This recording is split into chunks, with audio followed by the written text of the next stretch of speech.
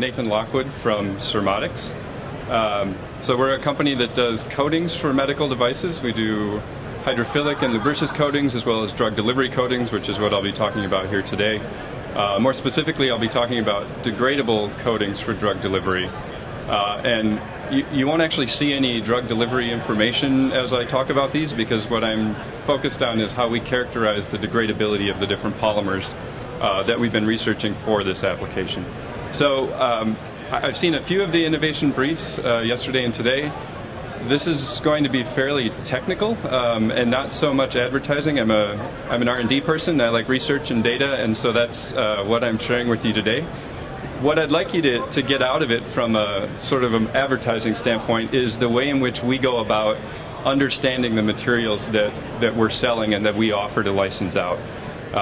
So as you look at what we're doing, I ask you to keep in your mind the detail that we're paying attention to, the way in which we're going about it, and the level of criticality that we I should say the criticism that we give the materials that we're investigating.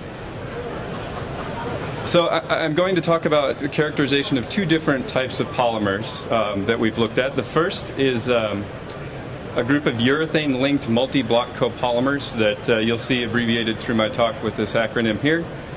These are materials that we've in-licensed from a company in the Netherlands called Inacor Technologies, a relatively small company, and we've been developing these for the last roughly 4 or 5 years.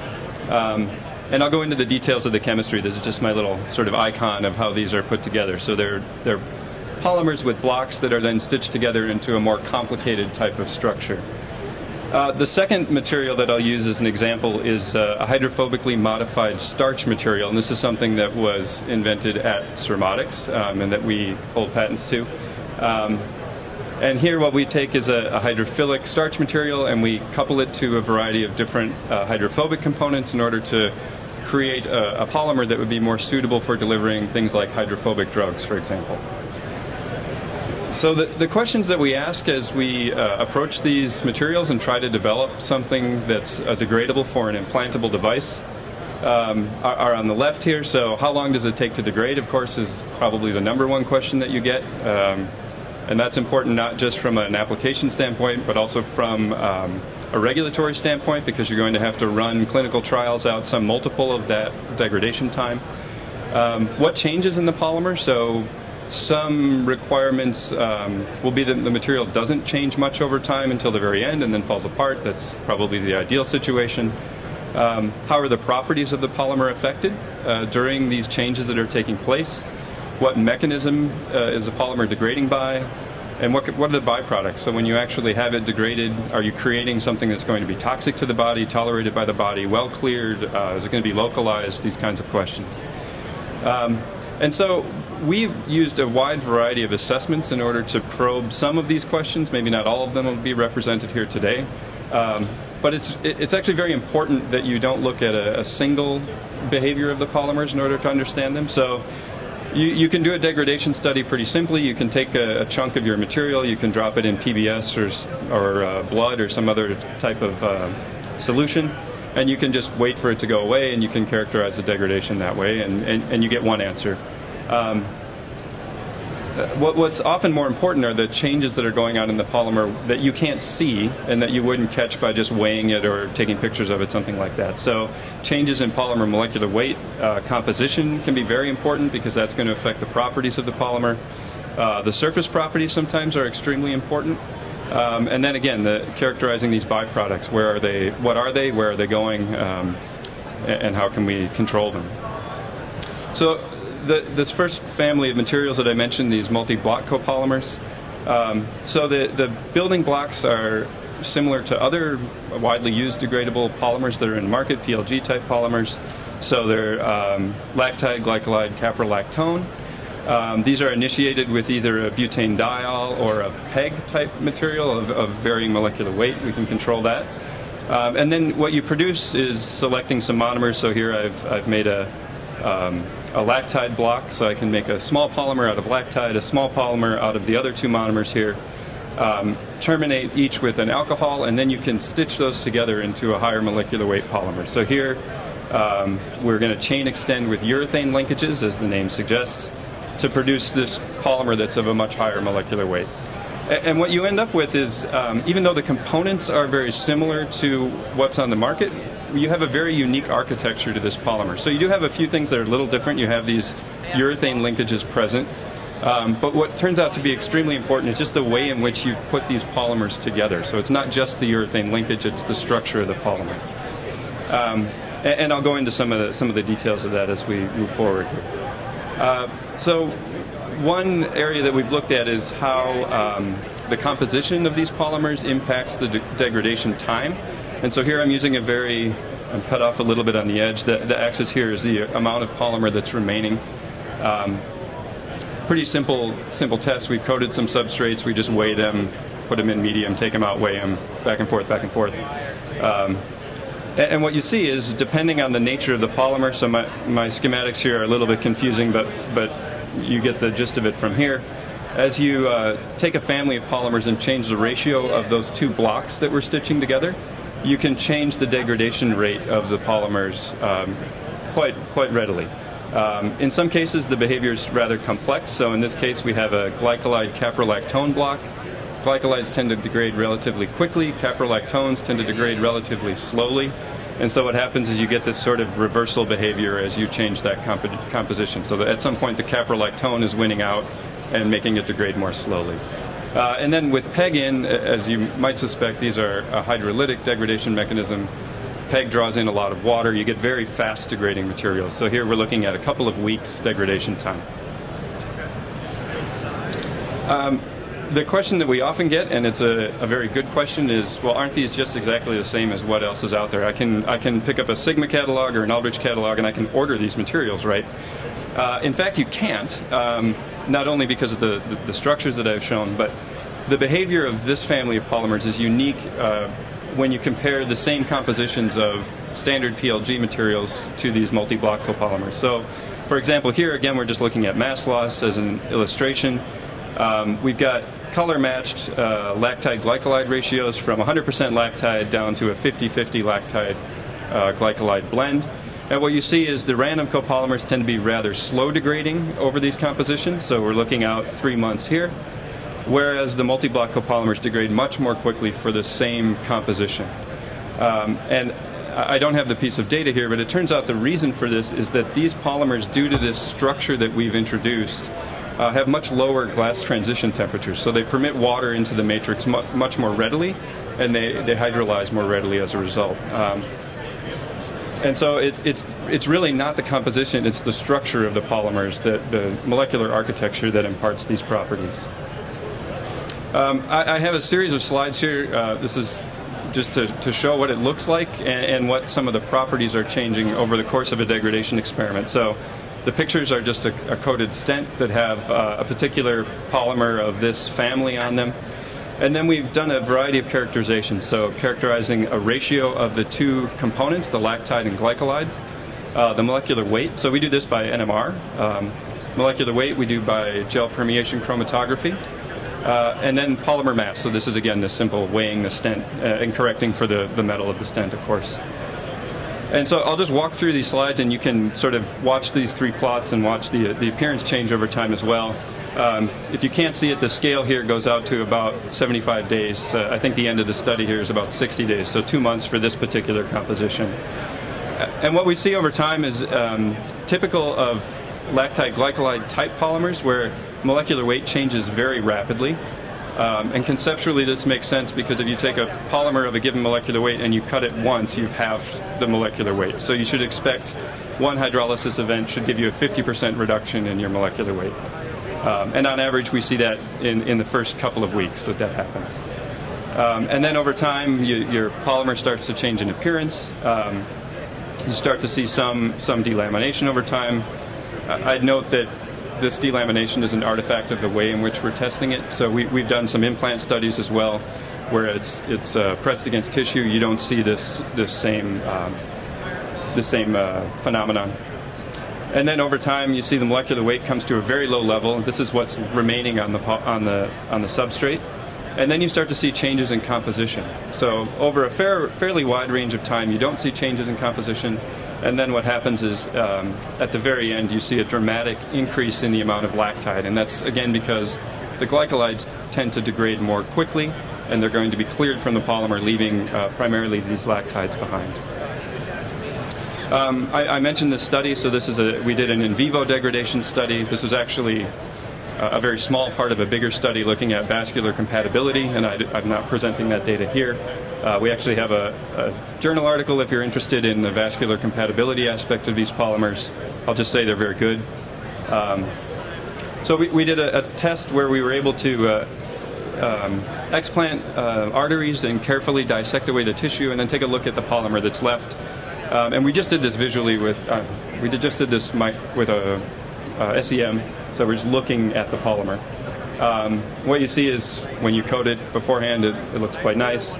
After 28 days, you start to see regions where the polymer has degraded away. We see some areas that suggest that maybe there's a little bit of migration of the polymer, so as it's swollen with water, it may be more apt to move around a little bit. And then by 90 days, what we see, there's a little bit of crust from the salts and things like that, but there's essentially no polymer remaining. So this is consistent with what we've seen on the benchtop, and we looked at a few different formulations, polymer alone or with some drug, and generally what we've seen is pretty consistent with what we've done on the bench. So this is an example of a material that degraded relatively readily. It actually turns out it's very well suited for a variety of drug delivery applications. And now I'll tell a story that maybe isn't quite as pleasing to us, but I think it's an important one to tell because it conveys that we're being critical of the materials that we're selling. So this is this modified starch material that I talked about, where we take a maltodextrin and we put these hydrophobic groups onto the backbone. So it's a unique chemistry. It's very hydrophobic depending on how many of these groups that you attach. Here we would get hydrolysis of these side chains, and then also you could have an enzymatic component of the degradation because there are amylases and other enzymes that would degrade the starch backbone. There's quite a few degrees of freedom, so you can change what these different components are, the blue part, the green part, how many of them you put on, for example, which is the degree of substitution. And when we initially developed these polymers, the idea was that there's a potential for surface erosion degradation, which is sort of this holy grail of degradable polymers. You want things that degrade like a bar of soap, for example, where the material that remains doesn't change. The only thing that's changing is what's degrading off the surface and then being quickly cleared. It's a very difficult thing to do, and we thought that these might be a good candidate for that. You'll see some nomenclature as we go through the naming. We name the side chain, so what the blue part is, what the linkage is, and then the degree of substitution, which we just have low, medium, high here. So hexyl, ester, low, for example. So these polymers are controlled by the number of side chains that we're putting onto the backbone. So here I just have a couple of different properties of the polymer where we have this degree of substitution, which is the number of side chains, and the glass transition, for example. So the initial starch material has a very high glass transition. It's very brittle, and as you saturate that with I should say 3 is roughly saturated on this scale. It's practically between 2.5 and 3 is all the more that you can load on because of steric hindrances. So as you vary that composition, you move the glass transition from around 80 down to around 30. And of course, for a lot of drug delivery applications, we'd like to be in sort of this range, close to body temperature. The other area that's impacted, and this is a little less dramatic, is the hydrophobicity of the materials, and this would make sense. We're taking hydrophobic groups, putting them onto a hydrophilic polymer, and as you add more and more of them, you get this contact angle, which is an indicator of how hydrophobic the surface is, increasing. Even at fairly low degrees of substitution, we have a fairly hydrophobic material. So the PLGs and the multi-block copolymers that I talked about in the first section tend to have contact angles around 65, somewhere in that area, 65 degrees. So these are much more hydrophobic than the first set of materials, which is as we expected. And you'd also guess that there's a dramatic drop-off here because we know that the original backbone that we start with, starch, is water-soluble. So that should have a contact angle of essentially 0. If you were to put water on it, it would just soak into the polymer. So there's a very big change in this small range of composition. So here I mentioned that there's a few different degrees of freedom that we have. We've done some bench testing. This is just looking at mass loss off of a coated part. As we change from a highly substituted to a lower substituted material, what you see is mass loss that is essentially non-existent when you have it very substituted. It's almost too hydrophobic to allow any degradation. If you have a small enough number, you start to get some level of degradation. I'll note that the scale here is different from the plots that I showed in the previous polymer family. So here we're going out to a year, whereas in the previous plots it was going out to about 2 months. So these are very slow degrading materials, even in some cases you might argue almost non-degrading materials, depending on how you've put them together. The other area that we can change is the length of the side chain. So you'd make things less hydrophobic as you shrink that side chain back. So going from, in this case, a C6 was what's shown here, I'm sorry, in the black, down to a C3. So you're changing the side chain length, and we do see an effect of that as well. So you're making it less hydrophobic, and you're increasing the degradation rate. And then the final way that we might affect degradation is to change the linkage. So in this case, we have an ester linkage. And in this green case, we have a silyl ether linkage, which is expected to be more, I should say, less stable, so more prone to hydrolysis than the ester. And in fact, we see that. We see a faster degradation rate. We also see something that's a little bit complex. It's not as simple as we'd like, so it degrades so far and then it stops. And we see this consistently, and we would love to be able to explain it, but we can't.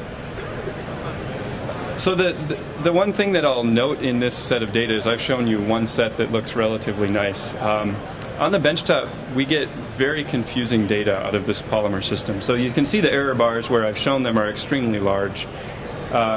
Experiment to experiment variation is fairly high, so there will be times where we see almost no degradation, times where we see a bit more. Some of that is attributed to some delamination issues, although even when we control for that, we still see some wide variability. We're not capturing all of the degradation mechanisms that we would expect here, so we don't have any enzymatic mechanisms in place. And so really what we thought, we had spent some time on this. I have just one slide, but we spent a fair amount of time developing these materials. And we realized the only way we could get a good answer about what's happening in this polymer family is to do a fairly involved in vivo experiment. And so we've done that. And we tested a few different hypotheses for this study, so the same ones that I showed on the previous plot. You can start with a high degree of substitution with a relatively long side chain. You can put fewer side chains on. You can put shorter side chains on, or you can change that linkage to something that we would expect to be less stable. And we tested this in a subcutaneous rabbit model, so we took a stainless steel rod that we numbered so we could track every rod and if it moved around. We applied a coating, a relatively thick coating in this case, so we had enough polymer to analyze at the end of the study. And then we carried it out to a year with endpoints at 1, 3, 6, and 12 months. And then we looked at the same types of properties that I mentioned earlier, so physical properties and chemical properties of these polymers. And I'll walk you through the results of that study. So these are the changes in physical properties. On the left here is just coating mass. We weren't able to do this very well. There's some tissue adherence in some cases. Handling the samples turned out to be a little more difficult than we expected. The ones that we were able to analyze, you see in one case here with this high hexyl ester, essentially no degradation over time, which is pretty consistent with what we saw on the bench. So even in the presence of all the body fluids, enzymes, everything else that could be happening, this polymer is not degrading over a year time frame. When we change that linkage to something more labile, we see degradation, but again we see this mechanism where it's degrading partway and stopping. And again, we don't understand that. As we change the side chains, I have that here, so hexyl to propyl, for example, or the degree of substitution where we go from high to low. We don't see an effect of the side chain length. So we saw that sometimes on the bench. We don't see that here. As we made the degree of substitution lower, you actually do see degradation of these polymers over time. And this makes sense. The degradation mechanism requires that you cleave all of those side chains off and some of the backbone. And so if we start with something that has more of them already missing, we should expect it to degrade faster, and in fact it does. So looking at some of the chemical changes, degree of substitution here, I'll point out that these samples in purple, we didn't have any material left after this point to analyze, so it's not that we didn't want to, we couldn't. Very little change in these polymers over time. The silyl ether, we had some difficulty analyzing overall, so I don't have that data here. So what's shown here is probing the different mechanisms of degradation, whether it's enzymatic, where you'd cleave the backbone, or side chain hydrolysis. And what we see is that in these cases there's no side chain hydrolysis whatsoever. In terms of the molecular weight, so this would reveal whether if we're getting degradation by the enzymes, we should see the molecular weight drop relatively rapidly. And we see essentially no change in molecular weight over time in what's left. So the enzymatic component of degradation for these is essentially nil. Everything that we do see is hydrolysis of the side chains of the material. So this summarizes these results. There's essentially no effect of the side chain length. There's an effect of having fewer side chains, so it is a function of the degree of substitution, and it's a function of the stability of that linkage. And I don't have the data here, but even though these things were both true, there were all kinds of other issues with these materials as we evaluated them. The mechanical properties, as you drop the degree of substitution, became more starch-like. You saw that the glass transition went up, they became more brittle, difficult to handle. We essentially decided there are no practical materials with this linkage that we're interested in. And then I showed you with this silyl ether that we get degradation, but it's slow, incomplete, and rather complex, and we don't really understand it. So we went through this analysis to basically prove to ourselves that the material that we're evaluating here is not something that we're particularly interested in pursuing any further. And again, for those of you that may have came in late, the reason I'm saying that is not because I want you to think of SurModics as having bad materials, but to think that we're willing to go through the work that's necessary to prove that the materials we do sell are worthy of your attention. So from a material standpoint, I showed you two examples. One that has very nice degradation and actually drug delivery properties that I didn't discuss here. And one family that really wasn't panning out for the types of things that we're interested in. And then finally, I just leave you with, in terms of assessing degradation, the kinds of things that are important. It was important to us to do a variety of different techniques in order to understand the materials that we had. So you could do a single technique and you'd get an answer, but it may be a misleading answer. So it was very important to put the time and energy and resources into doing these sort of orthogonal ways of assessing polymer degradation in order to understand the materials.